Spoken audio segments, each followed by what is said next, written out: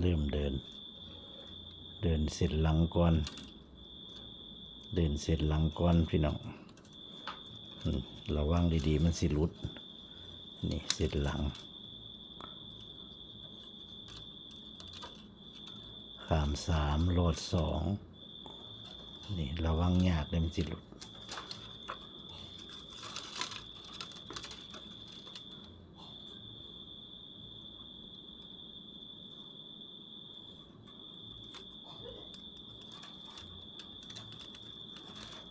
ขาม3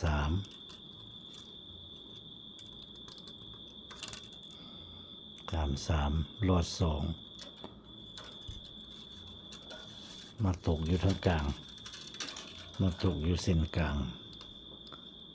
ขาม3โลด2อีกมาเป็นเส้นทั้งหน้ามันแต่ว่าเกี่ยวลงมาพี่มัน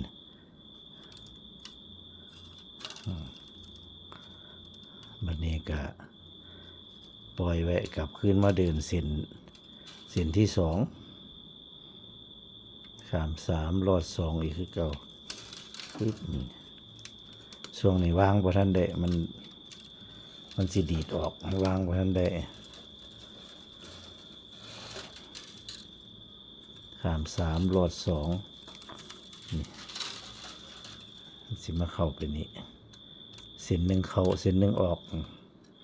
เส้นหนึ่งเข้าเส้นหนึ่งออกจัดเข้ามันนี่ก็กลับขึ้นมาหาเส้นทั้งหลังอีกเส้นทั้งหลังก็จะเป็นเส้นที่3มันนี่เอาเดินไป2เส้นละนี่มาเป็นเส้นกลางนี่มาเป็นเส้นกลางก็ขาม3โลด2แต่ว่ามาทั้งนี้ได้บ่เนี่ยจิ๊บ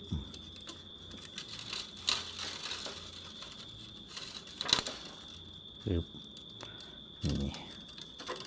กะไข่กอดที่แรกอยู่วันนี้มันเริ่มสิอยู่ได้แล้วตอกกันเลย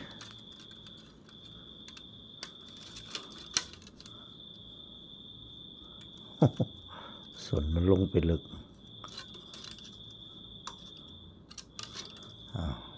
ตัดออกเอาวันนี้ก็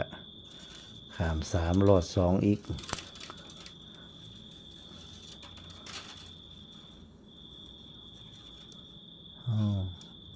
ในตอกปีนทำไมตอกมันปีนเอาทั้งติวเขาเอาทั้งท้องออกขาม3โลด2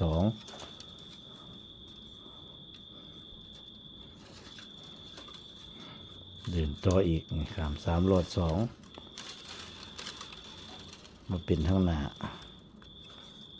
ปึ๊บมันนี่เส้นสุดท้ายมันเส้น5เส้นที่5บัดนี้ขั้นเดินเส้นนี้เราก็ถือว่าครบยูบัดนี้มันสิบ่แลนออกบัดปึ๊บนี่มาเป็นเส้นกลางอีกคือเก่าเส้นกลางก็ขาม3โลด2ก็สิมาลงนี้ปึ๊บคือเก่าแล้วก็มาเป็นเส้นหน้าบัดนี้บนรุดบัดนี้เฮ็ดจังได๋ก็บนรุดบัดนี้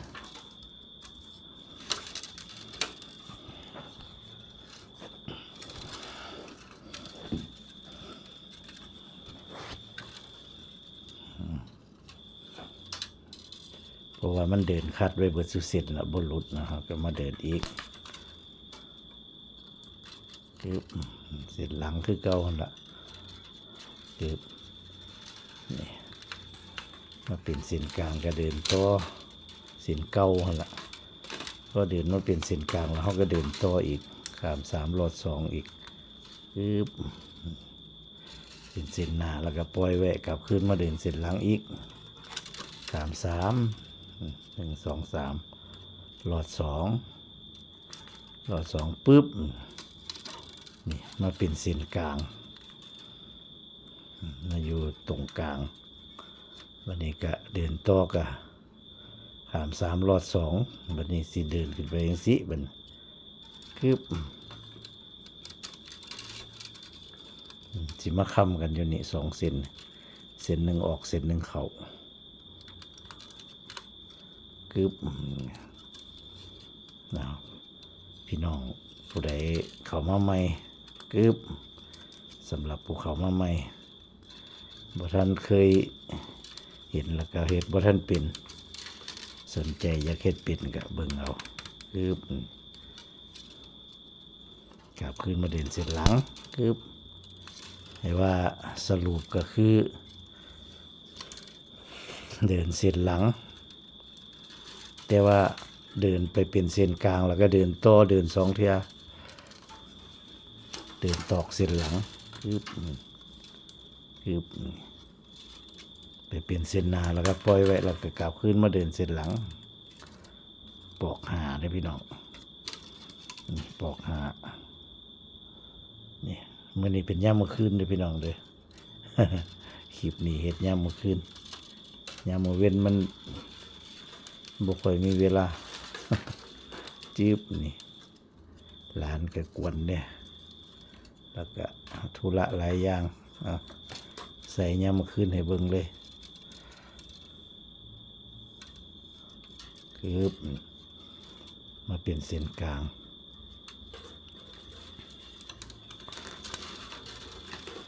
สำหรับผู้เขามาใหม่สนใจขั้นตอนการเฮ็ดกะติดตามเอาเด้อพี่น้องเด้อเพราะว่าเฮาสิเฮ็ดแบบคลิปบ่ได้ตัดต่อเป็นตอนไปลงเทยละตอนแต่ก่อนเฮ็ดคลิปตัดต่อแบบคลิปเดียวจบคลิปเดียวจะเริ่มต้นจนแล้วแต่ก่อนแต่ว่าช่วงนี้เฮาก็มันขาดผู้ตัดให้ผู้ตัดต่อให้บ่มีผู้ตัดต่อก็เลยมาเฮ็ดแบบเดียวเจ้าของตัดต่อบ่เป็นจึบ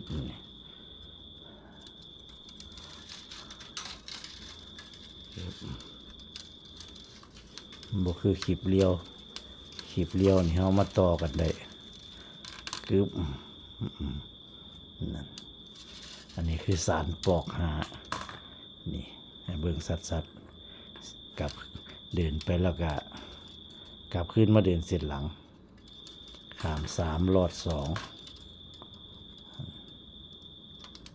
จี๊บจัดลงมานี่ขาม3ลอด2จัดลงม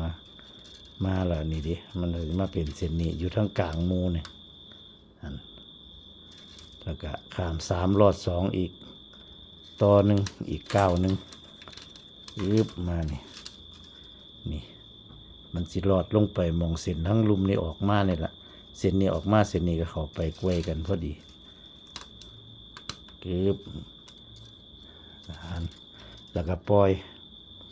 พอมาเป็นเส้นหน้าแล้วก็ปล่อยแล้วก็กลับขึ้นมาจับเส้นหลังอีกคือเก่าปึ๊บของปอกหาตอกสาร5เซนตอกสารมัน5เซนได้พี่น้องแต่ว่าตอกสั่งนี่เฮาเสียวน้อยๆน้อยใหญ่เอาเท่าใดก็ได้ตอกสั่งมันอันนี้ของเฮานี่หน่วยนี่ตอกสั่งข้างละ14เซนเป็น28เซนตอกสั่งทั้งเบิดเป็น28เซนนี่มาเป็นเส้นกลางกะเดินต่อกะนี่มานี่คือเก่าแบบเก่าปึ๊บนี่เดี๋ยวกลับขึ้นมาจับเส้นหลังอีกขาม3ลอด2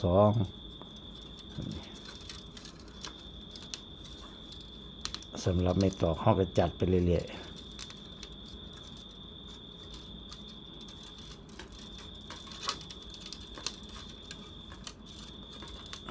จัดไปน้ำมาเป็นเส้นกลางอย่าลืมตอนที่เขาเดินมาเป็นเส้นกลางแล้วเขาก็เดินต่ออีก9นึงกึบ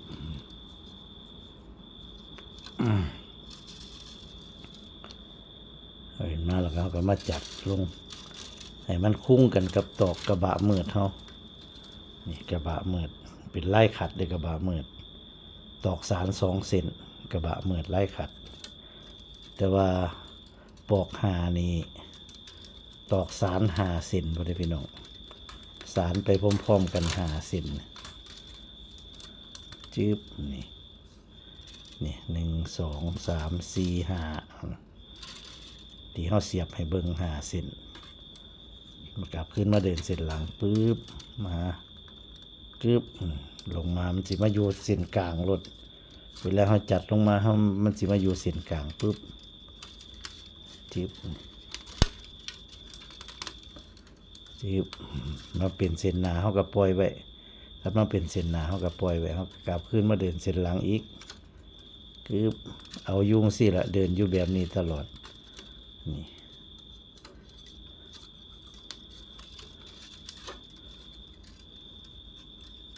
นี่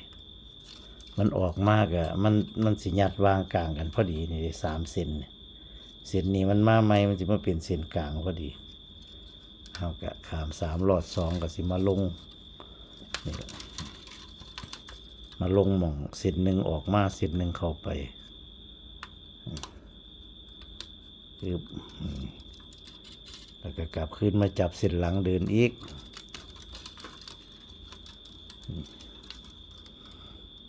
นี่ลายปอกหามันสิฟันกันไปจังซี่ล่ะพี่น้องฟันกันไปรอบแรกๆในเฮาสารเฮาจัดลงมาให้มันคุ้งกันปึ๊บจัดลงมาให้มันคุ้งอันตอกกระบะมืดมันจึ๊บ3 หลอด 2อีกคือเก่าปึ๊บ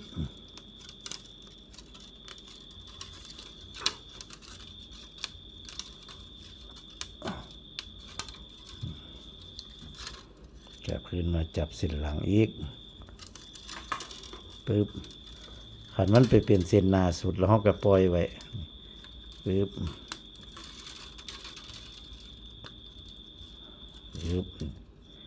ปล่อยไว้แล้วก็กลับขึ้นมาเดินเส้นหลังอีกปึ๊บไปสี่ตลอด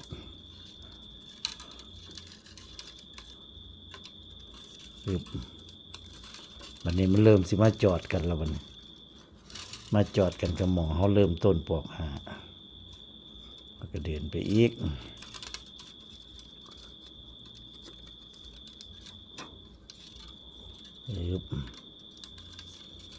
3 หลอด 2นี่คือเก่านี่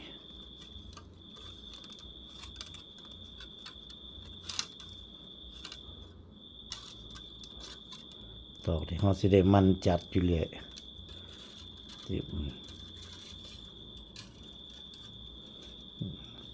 วันนี้เรากลับคืนมาเดินเสร็จหลังวันนี้ครับ3 หลอด 2อีกปึ๊บมากะปึ๊บขั้นตอนที่2อันนี้ไปเป็นเส้นหน้าแล้วก็ปล่อยพอมันมาจอดกันบัดนี้นี่เราเริ่มต้นจากนี้มานี่บัดนี้เราสิปะระยะห่างบัดนี้เราสิบ่จัดลงมาคุ้งกันปึ๊บเดินเส้นหลังปึ๊บจัดลงมาเป็นเส้นกลางเดินต่ออันนี้วันนี้เฮาสิจัดบ่ให้มันคุ้งกันเด้อพี่น้องให้ปะช่องว่างไว้เฮาสิคอยรอบขึ้นไป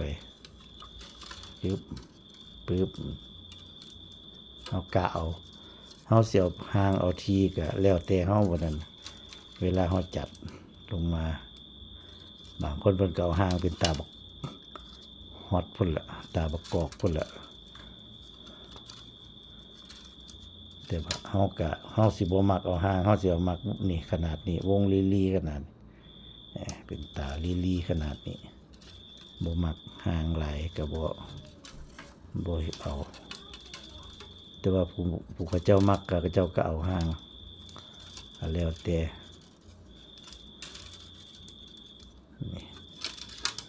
นั่นมาเป็นเส้นกลางก็เดินต่ออีก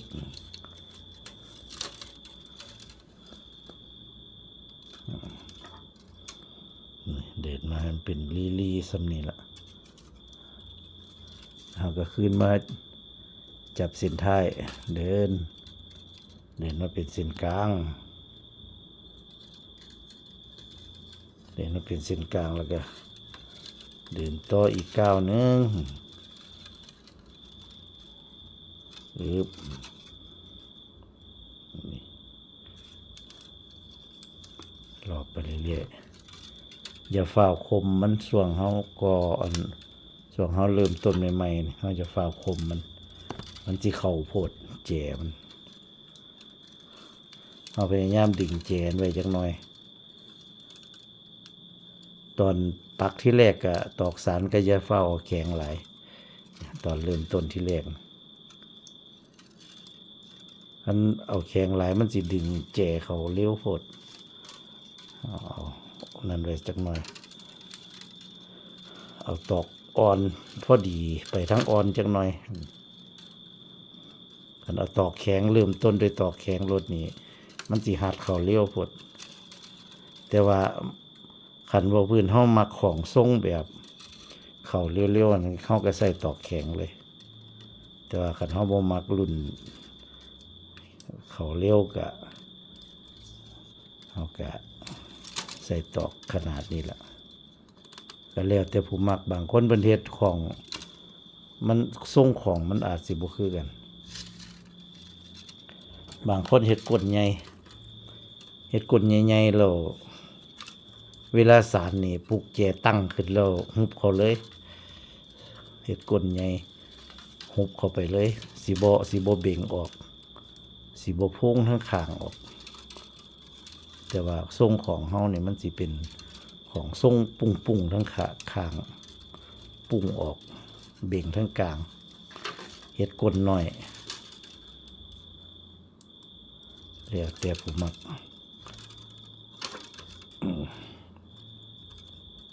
เอาจัดไว้มันได้ขนาดนี้รอบหน้าก็ทิ่มซ่วงห่างไว้จังซี่ล่ะมันก็สิออกมาประมาณนี้ทางในก็สิประมาณนี้เอาสำหรับคลิปนี้ก็เอาวิธีเริ่มต้นปอกหาให้พี่น้องได้เบิ่งกันคลิปต่อไปสิเป็นตอนใดก็ติดตามต่อไปเด้อพี่น้องเด้อสวัสดีครับ